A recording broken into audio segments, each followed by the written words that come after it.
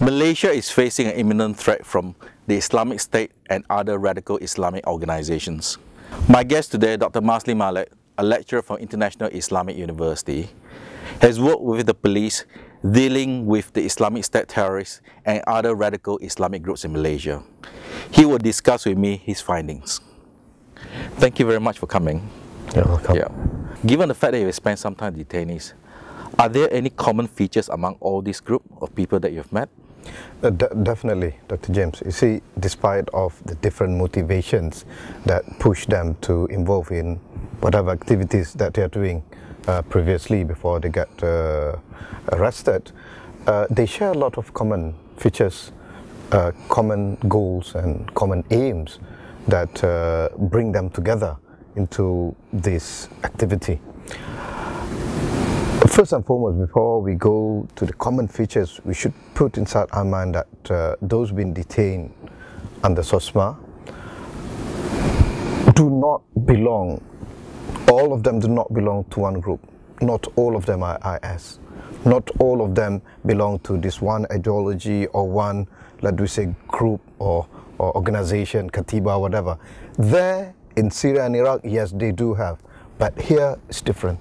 Everybody have their own idea, everybody have their own motivation, but they share common features such as everybody want to go to Syria with the intention to help Syrian people from the brutality of Bashar regime.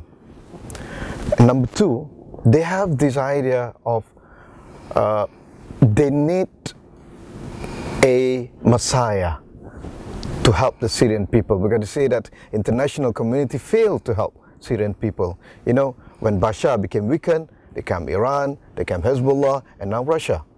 And the rest of Muslim countries, the rest of Muslim community, the rest of international community just stand still, looking without doing anything. The only thing they can do is take the refugees. So for them, we really need a Messiah. So when all these groups emerge in Syria and Iraq, especially in Syria, and when Islamic State, ISIS or Daesh, whatever name they call themselves, emerged, they thought this is the Messiah that's going to help Syrian people, and they felt that their obligation, their responsibility is to go there, to join this group, to join this state, so-called state, to help Syrian people. And number three, all of them, what brought them to go there to fight against Bashar regime, to fight against what they call as the Shia alliance against their Muslim brethren in Syria, is to attain martyrdom, a shortcut to heaven. It's kind of redemption. And among the common features too, I would say that most of them, they believe that the situation now, what's happening in Syria, what's happening in Iraq, is part of the doomsday prophecies, apocalyptic, no, not apocalyptic, what they call it, eschatological prophecies and motivations, that they think if they are being part of it, they're going to be amongst the group that being guaranteed to go to heaven. Against the afterlife motivation is very strong there. How were the majority of them radicalized? Was it done online or they were recruited by families and friends? It's very interesting. Normally people, when they're talking about the current IS phenomenon, they're comparing it with Al-Qaeda. Unlike Al-Qaeda, those who join Al-Qaeda have to go through screening, have to go certain phase of recruitment, certain phase of, let me say, ideological indoctrination, whatever. People are saying that, oh, IS is totally different, which is true. They don't need to go through all those process, all those screening, all those indoctrination, all those, you know, camps or circles, cells, whatever. They just go to the web, to YouTube. They just go to Facebook, just go to Twitter, and they got radicalized after watching series, 4, 5, 6 to 12 series of whatever the fighters or the Mujahideen, they call it, doing over there. And after watching certain videos of Syrian people being brutally slaughtered by Bashar regime, they got radicalized. So the difference is, in the past, people, I mean, those who wanted to join Al-Qaeda or those who wanted to join GI or whatever organization, it's very difficult for them to get in touch with the central command. But nowadays with Facebook, with Twitter, with Instagram, whatever, you can just communicate with whoever uploading that video, uploading that news, or whatever. They just communicate through it. Yes, that's the, let me say, that's the major narrative. That's the major, let me say, a mainstream way of radicalizing people. But again, mind you, when I interviewed some of the detainees, they got radicalized not through that, but through relatives. You'd find brothers, siblings, family, boyfriends, girlfriends, got radicalized through their peers, through their family members, with whatever motivation they managed to convince, and then they decided to go there. So it's not solely based on social media network, but also through relatives and peers. And do they meet each other in Malaysia before they head off to Syria? Some of them. Those who belong to certain, let me say, networking.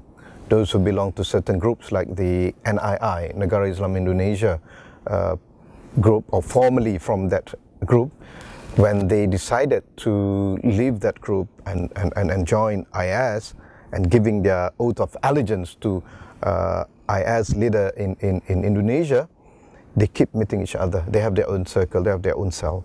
Okay. And are these cells still very active in the Klang Valley? I'm not sure, because most of the members of that cell that belong to Negara Islam Indonesia has been detained. Okay. Now let's talk specific about Islamic State in Malaysia. What is the extent of the support among the Muslim community in Malaysia? The other day when a research came out showing that 11%, they give certain numbers. I have problem with that figures, because we are explaining an answer to a very open, to a very close question. Do you support or do you not support? So we say yes, we support, but we never go deep into why. And do you really know? And what is your take on whatever being done by IS? So, sometimes this polling survey or whatever, it's very shallow, it's very surface. You have to go deeper, and this is, I think, where researchers, academics, and sociologists, or maybe political sociologists like myself, need to go on the ground, need to understand, not only among the people, we need to go to the detainees, as well to those social media network users. Because sometimes we ask certain people, do you support, are you against Bashar al-Assad? We say, yes. Do you support the Islamic States fighting against Bashar? They would say yes. But if you go deeper, do you condone whatever they're doing? They say no. Or if you ask them, do you know what is Islamic State? They don't really know. They don't really have any idea. And most of these detainees, interestingly, when we ask them, look, what have been done by IS, what have been committed by IS, some of them, if not all, most of them, if not all, would answer you that, oh, those have been made by, CGI, by certain groups who want to give bad image to IS. And you tell them, do you know that those pictures, those footage appear in IS official website and in their magazine? They might resort to say, we don't know, because they don't have any access to Arabic language. Number one. Or number two, later on, when they're further radicalized, they would justify that by saying, okay, it's justifiable because they're in a state of war, tit for tat, eyes for an eyes, those kind of argument. Previously, you mentioned that a lot of these people, the final stage of radicalization is that they're planning to go to Syria. Assuming that they do go over to Syria, is it their intention after fighting in Syria to come back and carrying on the jihad in Malaysia? In other words, are they planning to import the jihad back in Malaysia? This is the difference between IS as an Islamic State and Al-Qaeda as an organization. Al-Qaeda, when they are based in Afghanistan, they are operating as a base. The name Al-Qaeda itself is base, is army military training camp. So they are being trained there to go back to countries they belong to, or to anywhere that they want to create a new jihad frontier against America. Unlike Al-Qaeda, IS is a state. consider it as a state, they look at it as a state, and they're operating as a state. They have their own state apparatus, they have their own state administration, armies, military, they have their own economic arms or whatever. So some of the detainees, when they said they wanted to go to Syria, they said because we want to die as shaheed, as martyr. They want to go to heaven, shortcut to heaven. But most of them, you ask them, they would say, we want an Islamic life in an Islamic state where we have hudud, where we have the caliph, we could give our oath of allegiance, we could enjoy our Islamic life. So by saying that, by no means they wanted to come back. And I did ask them individually, how do you look at Islamic State? They said, this is what being prophesied by the Prophet, and we are going there, and goodbye Malaysia. So their intention essentially is to die a martyr in the land of jihad. That's number one. And for some of them, they wanted to live in an so-called Islamic environment with all Islamic laws being implemented in an Islamic state. Now, many writers have argued that comparing Indonesia to Malaysia, it seems that the IS and other Islamic groups are much more successful in recruiting Malaysians for this sort of campaigns. Do you think that's true, number one? And secondly, do you think it's got to do with Malaysia's political environment, that it is much easier for radical groups like Islamic State to recruit in Malaysia? I don't think it's quite true. Simply because if you look at the ISIS recruits in Indonesia, is far more bigger in terms of number and size. We're not looking at percentage of population. And the range of backgrounds of people who joining IS in Indonesia is somehow different from those who came from Malaysia. Malaysia, you could see that most of the recruits, they're coming from in an almost similar socio-economical background. Most of them are not university graduates, apart from the recent detention we managed to snap 2 university graduates, but most of them, they were not university graduates, some school leavers, most of them don't have any secured or permanent job, most of them are doing small petty businesses and moving from one job to another job, from one business to another business.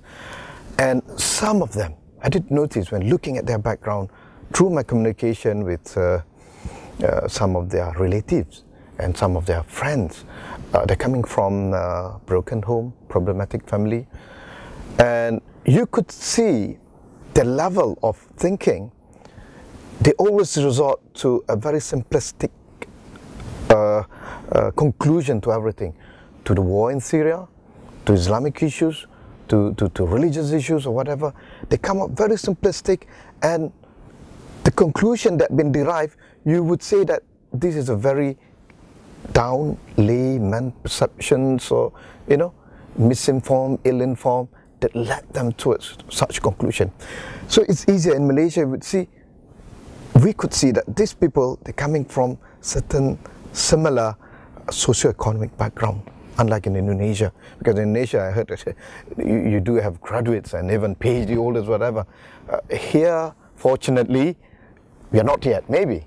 Yeah. But one thing, talking about their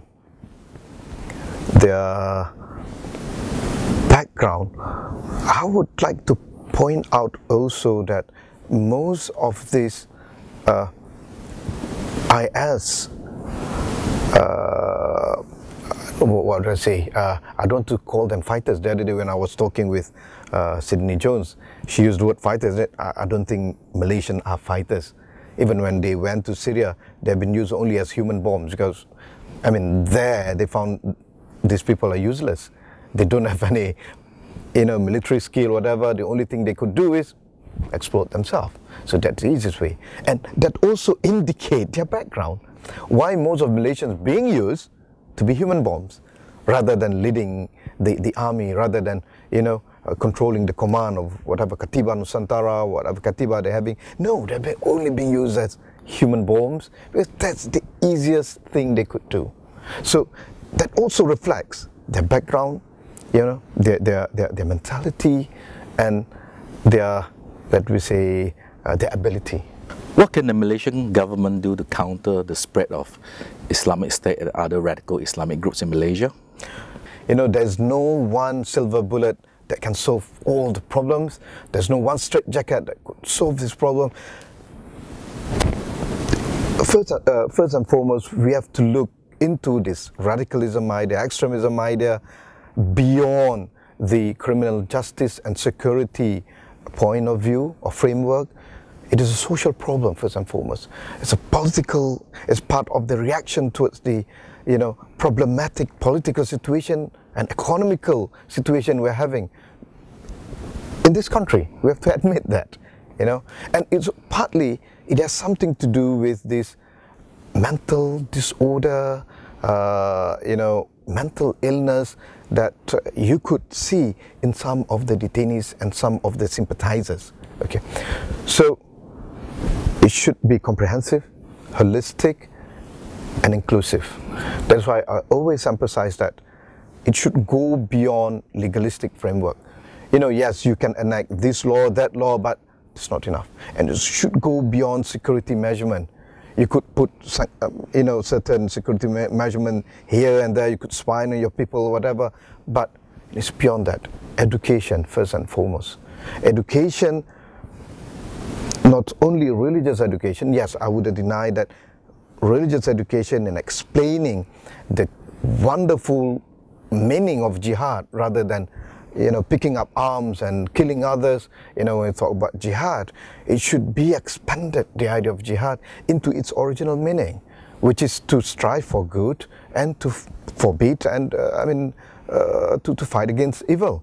And you say fight, it's not only by picking up arms, but, that is why I say that to educate Muslims to embrace civil jihad is very important.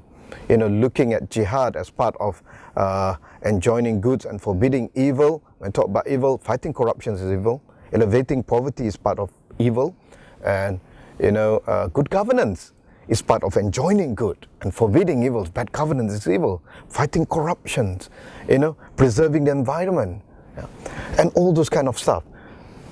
Muslims need to revisit the inclusive teaching of Islam rather than the inwards way to look into Islamic teaching that unfortunately being subscribed by many people, especially when they're dealing with the issue of jihad. And number two, I think the idea of coexistence should be enforced. Mutual respect. If you ask those sympathizers, ISIS sympathizers and detainees that I've interviewed, they have a very wrong misconceptions and misperceptions towards non-Muslim. For them, non-Muslims are equal to infidels, which is wrong. Which is totally wrong. That never been conveyed by Quran. When you talk about non-Muslim, it would be your neighbor, it would be your friends, it would be your community members, it would be your family members, it would be your siblings. So this kind of thing, the idea of coexistence, mutual respect, mutual acknowledgement should be taught, not only taught at schools, but should be practiced. But again, with the current racial politics that have been played by certain interested parties in Malaysia, it seems things becoming harder and more difficult. But again, the voice of conscience should never give up. So the idea of mutual respect and mutual learning and mutual acknowledgement should be emphasized a lot in tackling this. And also when we're talking about battling radicalism and extremism, the authority need to engage with the pro-democracy and moderate Islamic organizations because they hold certain keys in order to solve the problem of those ISIS sympathizers. They have the solutions. But when they're not being roped in that battle, when you leave this battle against extremism only in the hands of security forces and the government, they have the tendency to politicize it. It won't work. It's going to be an exclusive battle, whereas we're fighting a huge war here, which we need to be more holistic and more inclusive. And also, when we are doing, when we are fighting against these radical ideas, extremism, whatever, I think media people and also artists and athletes, sport people should come together and work. But again, by looking at the root cause of the radicalization, you would see that the conflict in Syria is the major factor that led all those sympathizers to believe in what they believe in. We need to address that sincerely. You know, a full effort of international community in solving the issue, the conflict in Syria, and to bring Assad regime into the court of justice is really needed in order to restore the trust of the international community and also Muslim youth to the international system. Without that, they lost trust on democracy, they lost their trust on the international system, they lost their trust on everything. So for them, the ultimate resort is to jihad, is to Islamic State, is to declare war, because now they believe this is the final war between Islam and the rest. It's no longer Islam and the West, Islam and the rest, which is totally wrong. So your argument is that this problem will remain unresolved in not only in Malaysia but in Southeast Asia as long as the conflict in the Middle East is unresolved. Elsewhere. I mean, not only in Malaysia, not only in Southeast Asia, anywhere throughout the world, you'd find those poor souls, those poor Muslim, that poor young Muslim that coming from a certain socio-economical background, with certain, you know, economic deprivation background, would subscribe to that simple conclusion when the conflict is still there. And I forgot to say one thing, that during my interviews with those detainees, I found that a lot of them are sharing certain personality traits. You know, I'm not talking about mental illness. Some of them do have that, but I'm talking about certain personality trait that they feel that they're nobody, they are hopeless, the situation is not helping Muslims, not helping themselves, and because of the economic situation that they are experiencing, they feel like they lost. So they need something to bring meaning to their life. So they begin to create this grandeur illusion of becoming hero by going to Syria, by helping the Syrian brethren fighting against the evil regime. So they started to build that, and when they come together with the like-minded, they started to build this group idea of existentialism, feeling that, oh, we belong to the same mission. It's God's calling. We should go there because we are the heroes. We need to give meanings to our life. So in this case, I think it's not only the duty of the government, but duty of the civil society trying to give meanings to young people's life. Our educational system should be revamped. Everybody should be appreciated. Now with the current system, I feel a huge number in our community feel like they're hopeless, they're helpless, and they fail to appreciate the beauty of life and the meaningful thing they could do to the community. I still remember when I told those detainees, I said, I admire their courage. Don't get me wrong, not their courage to kill themselves, but I admire their courage. They want to do something for others. The altruistic spirit they have burning inside their heart. I told them, I really admire that, but why don't they translate it in helping the poor, go to the Borneo rural areas and help those villages to light up their village, for example? Or why don't you try to help poor people? Sometimes they said, we ourselves are poor. But why don't you try to, you know, uplift your ability, your skill, whatever, in order to help the community? They would reply back by saying that that is not enough.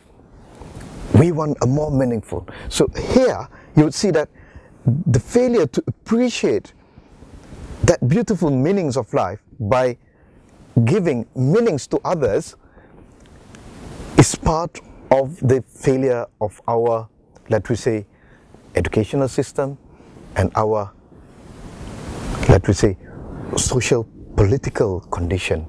When people fail to see that a peaceful means is important in citizens' life. Well, thank you very much for sharing your insights with us. I'm sure many people will be surprised by today's interview. Thank you so much. I hope so.